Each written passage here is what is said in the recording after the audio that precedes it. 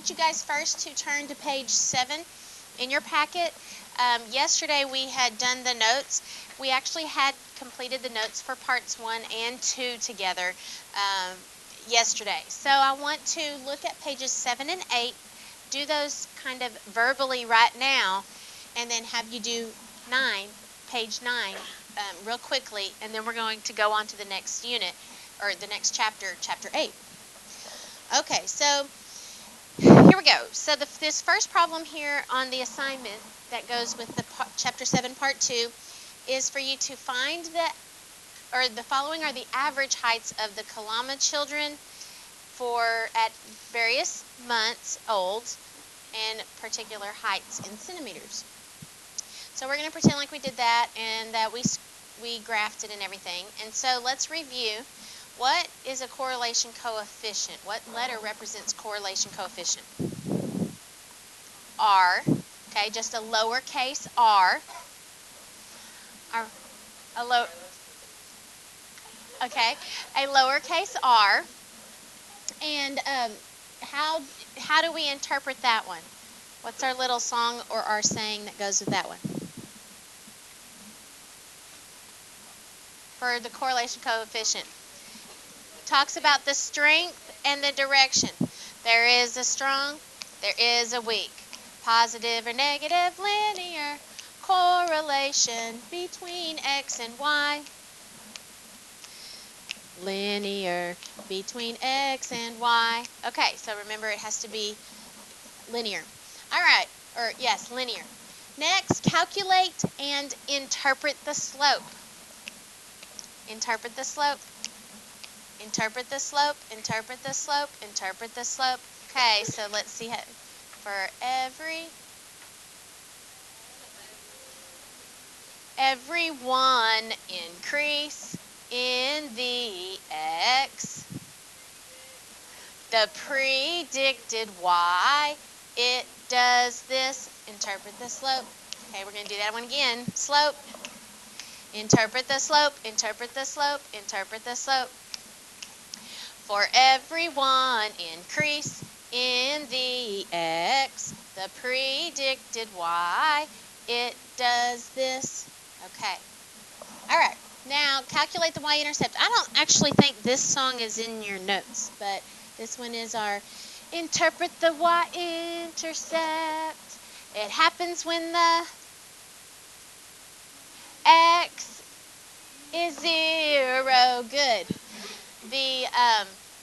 The predicted y is this, and it often does not make sense. Okay, you ready? You all with me?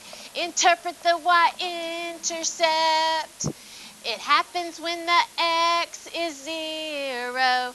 The predicted y is this, and it often does not make sense. Okay, good. All right, now the next thing, when you write your equation of the line, what's the careful thing you need to make sure you include? Yep, your prediction hat. Make sure that you include the prediction hat, and that would be of what was it, predicting the heights of the children at the particular age, okay? And so then I want to predict a height with a 32-month-old child. How do I do that? Plug in my 32-month-old child into what? The equation. So I'll plug in this X value into my prediction equation. All right. And finally, we got our coefficient of determination.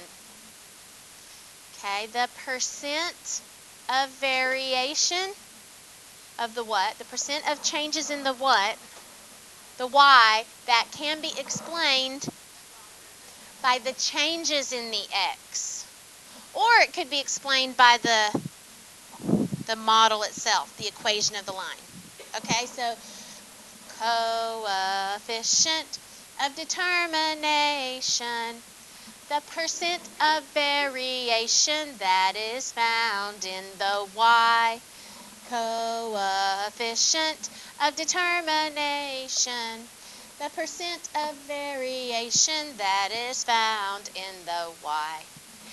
It can be explained by the changes in the x, or it can be explained by the model itself. Oh, coefficient of determination, the percent of variation that is found in the y. Okay, y'all didn't get the big finish yesterday. Do you want the big finish? The percent of variation that is found in the y. Okay. So whenever I do my video on that, then I'll include the big finish on there. Okay. All right. Now, turn to page 8. Turn to page 8, it's the same. Okay. Yeah, I have to redeem myself sometimes because the wrap is going to be so bad. So, we got to make up for it somewhere. Okay, so page 8 is the same, and I'm thinking that, we're just going to kind of skip that one and move on. So, let's now have you do page 9, and this has to do with kind of giving some qualities of these graphs and the scatter plots and related to their correlation coefficient. So, on this first problem, number 3, you can use these letters more than once. You can also use more than one letter per graph. Okay, so I want you to go ahead and put those in. I want you to do numbers 3, 4, and 5 right now, and then we'll take a look. All right, so here are our answers for that problem there. Here it is. All right, number 3. So the first graph is not a linear equation. So therefore, it's little or no linear association. So that would be a very low R value. Okay? This one would be C, and the graph 2 is C and D. I think that graph 3 is qualities B, C, and E. Now on this number 4, graph 4, I would say, you could think of it 2 ways. You might consider it being B and C because it is a very, very weak linear relationship. Because I think in order for you to say no linear relationship, there probably would be more of there might be a dot right there. Yeah, so little to no, right. Oh, it says little to no on there? Oh, for A. Oh, that's right. It says little to no. Okay, good. So I think I'd kind of agree with A. I like little to no linear relationship. The only other thing that kind of makes me think that it might have some kind is because it happens to be the same picture as this graph D on number 4, which you figured out is negative 0.487. I think that negative 0.487 is probably high. Because it probably is closer to like negative 0.2 or negative 0.1. But anyway, so again, this one, the first graph, it has a nice relationship, but it's a quadratic relationship. It's not linear. That is why the R value is so low. Okay? And then here is number 5. There's your values for that graph, those correlation coefficients on number 5. All right, so now let's go to the new thing that we're going to learn today. Okay, so we've kind of done Chapter 7, Parts 1 and 2. Let's start on Chapter 8. Chapter 8 is going to kind of have some intense, it's a new concept, and then it's got quite a bit of steps in the calculator. And so you're going to end up not having any homework because I don't want you to have possible errors and get frustrated with not knowing how to fix those in your calculator and such. So I'm going to teach you that today, and then Monday, all during class, you're going to work on it so that I can be walking around helping you with errors that you get in your calculator or problems that you have and that kind of such, working on those assignments. Okay, so turn to page 10 then in your packet, and we're going to start Chapter 8 Notes, Part 1 on the residuals and the residual plot. Okay, so first question, what Do you know this word residual, and what does it make you think of in real life? Have you heard of it before? Probably what? Yeah, I think that makes me think of it too. Yeah, residue, kind of that leftover stuff. Any other way you think of residual? Um, with what?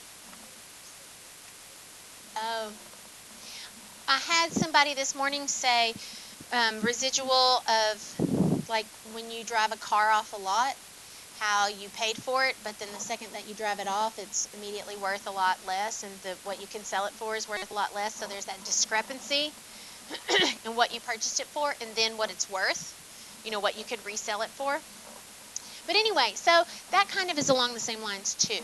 It is this difference. A residual is this difference between what you actually paid, or what the actual data value is, and what was predicted to be the event by the regression line. Okay, the equation of the line that best fits. So residual is the observed y value, so just a plain y value, subtract away the y hat, the predicted y value.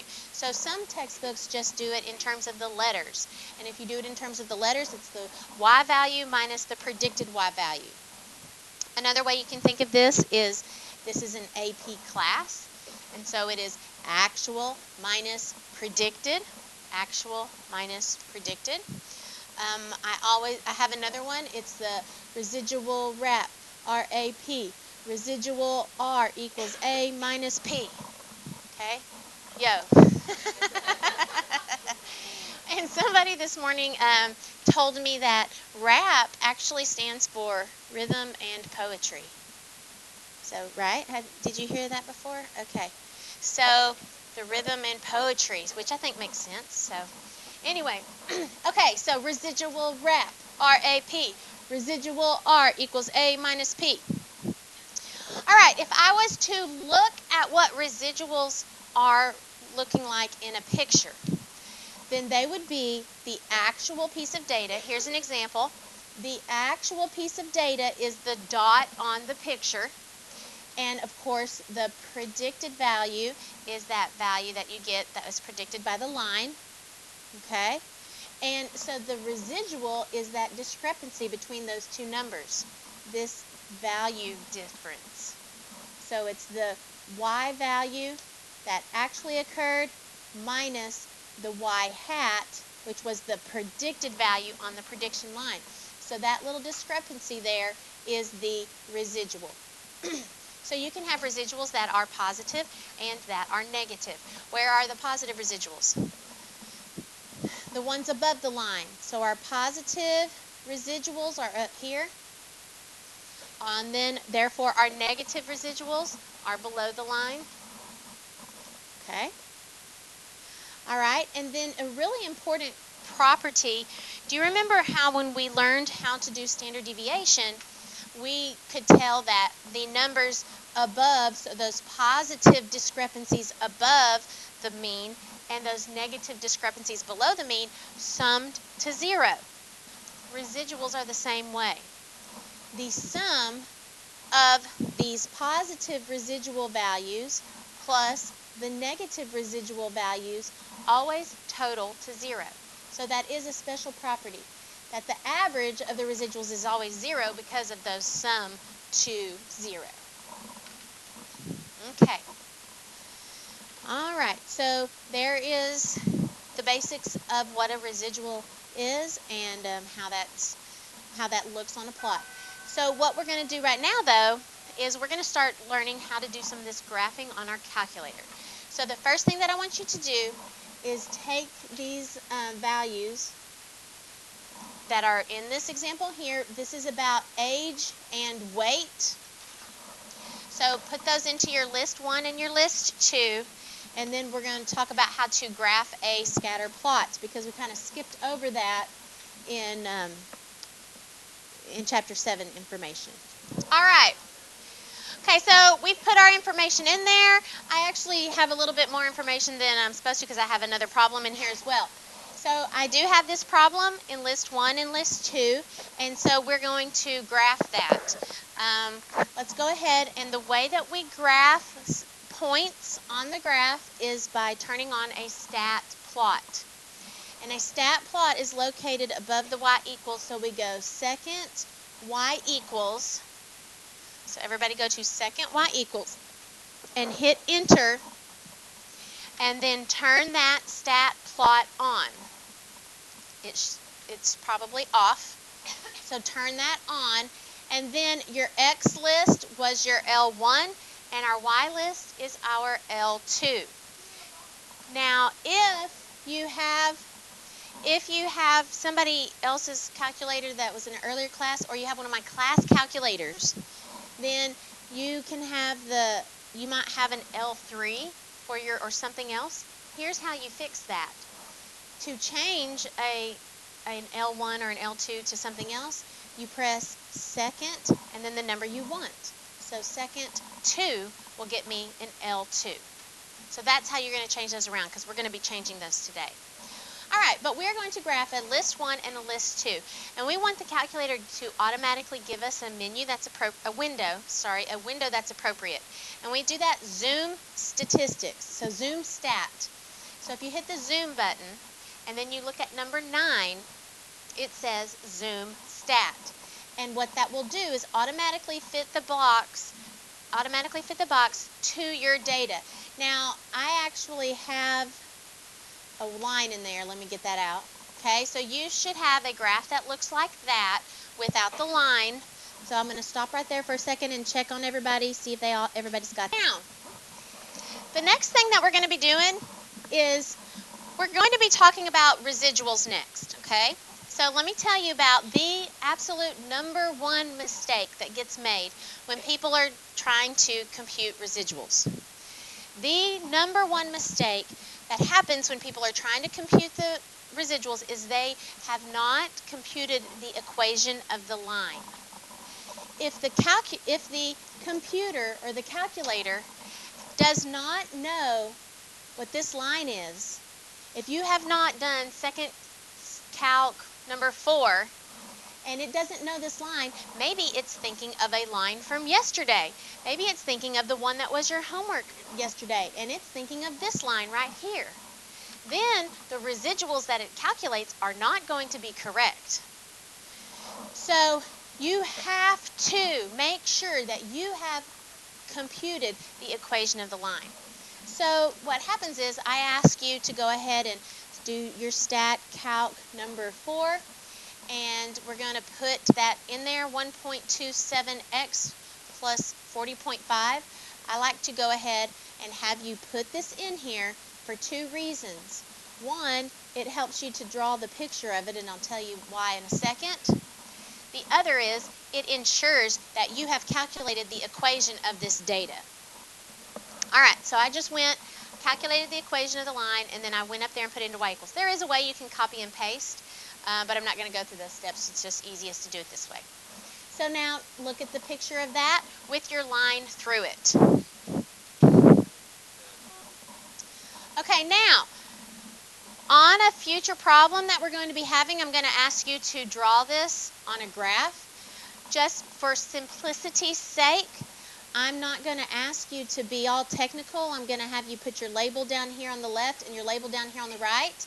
And then I'm going to have you draw it, or just kind of estimate it very close to how it looks there. And then there's those 2, and then there's that one and that one.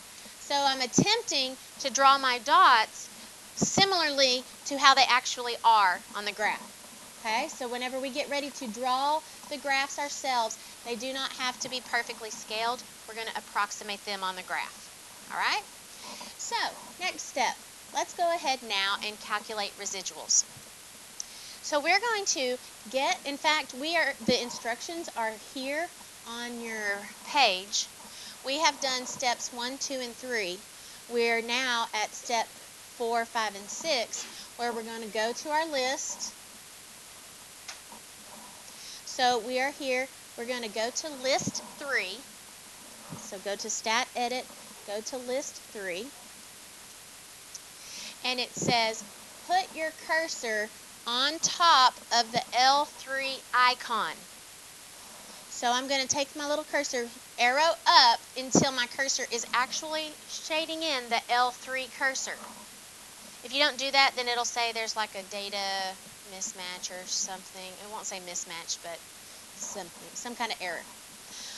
All right, after that, we're going to let the calculator compute the residuals for us by pressing second stat, which is second list. And either, probably your 7 or your number 8, either one, your 7 or your number 8 is resid, and that stands for residuals. So the calculator is going to calculate the residuals for us, and it will paste them in there. So these numbers that are positive on here are numbers that are far away from the line, far above the line. The ones that are negative are far below it. Okay, so for example, at an x value of 10.5, we're just a little bitty bit above the thing. Look at your x value of, where's that larger?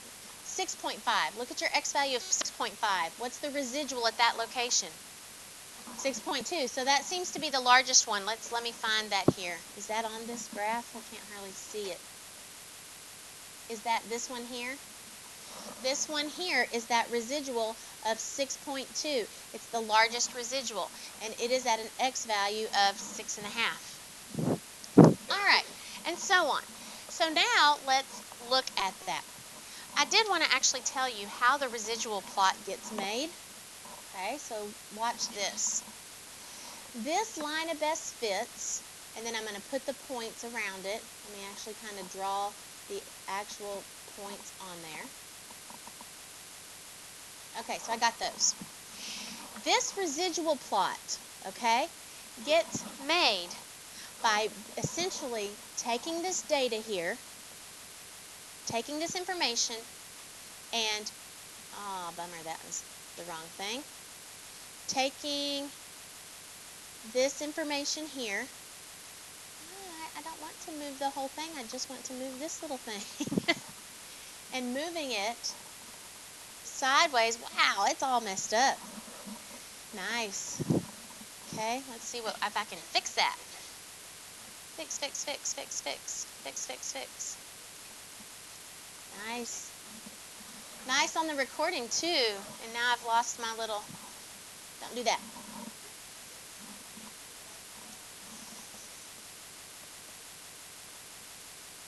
Okay, there. I'm just going to leave it right there. So essentially what happens is the calculator kind of envision it screenshotting this section and then tilting it so that the line of best fits is this line right here. Okay, so it's essentially taking this section, tilting it, and stretching it out to accentuate these distances so you can really kind of zooms in on it. But this line of best fit is what this horizontal line is here. Okay, so it takes this data and it puts it there that way. So let's do that. So now that you have got your list 3 filled with residuals, we want to see those.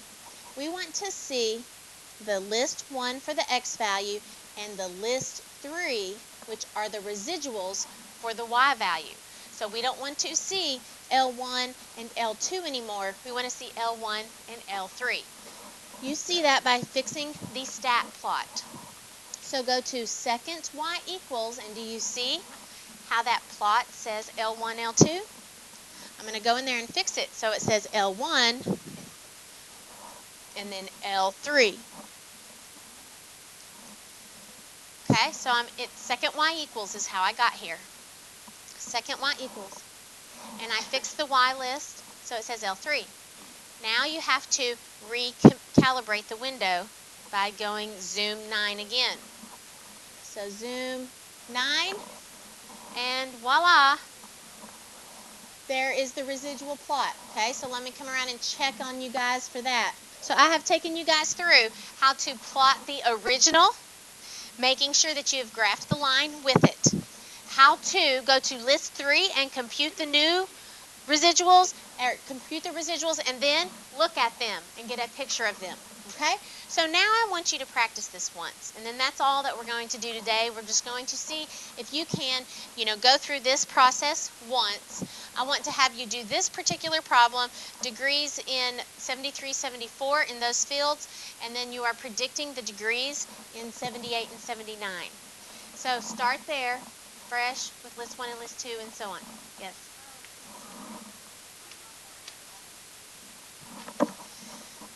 So this is on the top of the next page where you can graph them. And so I wanted to show you what mine looked like. I labeled the axes, and then I just drew a quick pic, but it included how they actually looked. In fact, I have a little picture here to show you what my graphing picture looked like. So there's what my graphing picture looked like, and then I drew approximating those values on my graph. Okay, we're not going to kind of worry about the scale too much right now. Okay, so let me talk to you guys about graphing on this paper, the residual plot. Okay, so eyes up here real quick. So after you have computed the residuals, when you go and do this on the graph, I want you to, of course, label your axes.